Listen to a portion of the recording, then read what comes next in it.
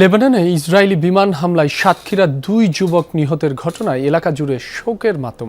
নিহতদের মধ্যে শফিকুল ইসলাম সাতক্ষীরা সদর উপজেলার ভালুকা চাঁদপুর গ্রামের বাসিন্দা, অপরজন নাহিদুল ইসলাম নাহিদ আশাশুনি উপজেলার কাদাকাটি গ্রামের বাসিন্দা।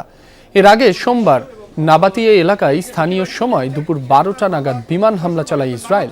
হামলায় নিহত হন মোহাম্মদ নাহিদুল ইসলাম নাহিদ ও শফিকুল ইসলাম নামের দুই প্রবাসী বাংলাদেশি। দুজনেরই বাড়ি সাতক্ষীরা জেলায়। বর্তমানে নাবাতিয়ের নাবিহ বেরোরি হাসপাতালে রাখা আছে তাদের মরদেহ।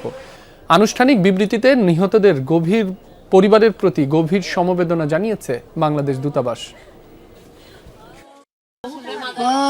ঋণ ছিল বলে তাই আমার বাপ কইতেছে আমি কয়দিন খাইয়ে আসি, আমি ঋণ শোধ করবো রে। আমি বাড়িকে ফোন বানে কাজে ঢুকি, আমি ফোন বানে দিলেই তোমরা কথাবার্তা বলি আনে বলি, সে ফোন আর দিল মাত্র কদিন দিল সে আমার মা জানে, আমার কাছে দিইনি, মার কাছে দিল। লেবাননে ইসরায়েলি ড্রোন হামলায় সাতক্ষীরার দুই যুবক নিহত হয়েছে, যেমনটি জানাচ্ছিলাম। এ নিয়ে এলাকায় তৈরি হয়েছে শোকের মাতম। এ বিষয়ে সবশেষ তথ্য জানাতে যুক্ত হচ্ছেন সহকর্মী আকরামুল ইসলাম। আকরাম, স্বজনরা কি বলছেন, মরদেহ কবে ফিরবে তা নিয়ে কোনো তথ্য জানতে পেরেছেন কিনা জানাবেন আমাদের।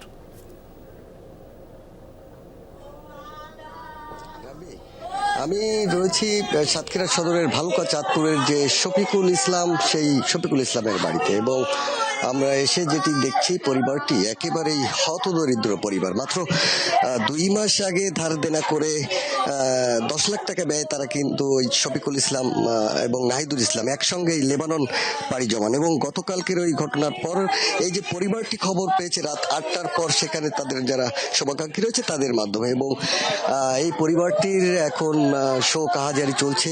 এলাকার যারা প্রতিবেশী রয়েছেন, স্বজনরা রয়েছেন, যারা যেভাবে যেখান থেকে শুনতে পাচ্ছেন, তারা কিন্তু এই পরিবারটির পাশে এসে দাঁড়াচ্ছেন, সান্ত্বনা দিচ্ছেন, এবং এলাকাবাসীর সঙ্গেও কথা বলে আমরা যেটি জেনেছি যে তারাও বলছেন যে পরিবারটি খুবই হতদরিদ্র, এবং নাহিদুল ইসলাম ছিল তাদের একমাত্র ছেলে এবং 3টি মেয়ে, এবং যে শফিকুল ইসলাম নিহত হওয়ার পর তার যে আয় রোজগারের যে পথ সেটিও কিন্তু বন্ধ হয়ে গেছে। এবং আমরা একটু তার মায়ের সঙ্গে একটু কথা বলার চেষ্টা করি, তিনি শোকগ্রস্ত।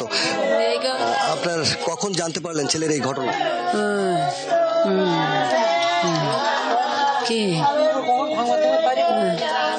সারের পরে নেটে দেখে তাই সংবাদ পাইছি রে, সেই ছাড়া আমি এমনি মুখে সংবাদ কারোর পাইনি রে। ও বাপ রে, শুনছিলেন পরিবারটি আসলে খুবই শোকগ্রস্ত, হাহাজারি চলছে। আমরা একটু এলাকাবাসীর সঙ্গে কথা বলতে চাই। এই যে পরিবারটির অবস্থা কেমন? অবস্থা খুব গরিব মানুষ, ভাটা মাটা জন্মজুরি খেটি খায়, দিন হাত জ্বালায় বিদেশ চলে গেছে, এই 2 মাস টাস গেছে, যাই হঠাৎ করে এই অ্যাক্সিডেন্ট মৃত্যু ঘটনা। রাব্বি, এবং যেটি জানতে চাচ্ছিলেন যে লাশ কখন ফিরবে, এ ব্যাপারে প্রশাসন এখনো আমাদের কোনো তথ্য জানাতে পারেনি, তবে পরিবারটি দাবি করছে তাদের মরদেহ যেন দ্রুত সময়ের মধ্যে তাদের ফেরত দেওয়া হয়। রাব্বি। আকরাম, আপনাকে ধন্যবাদ।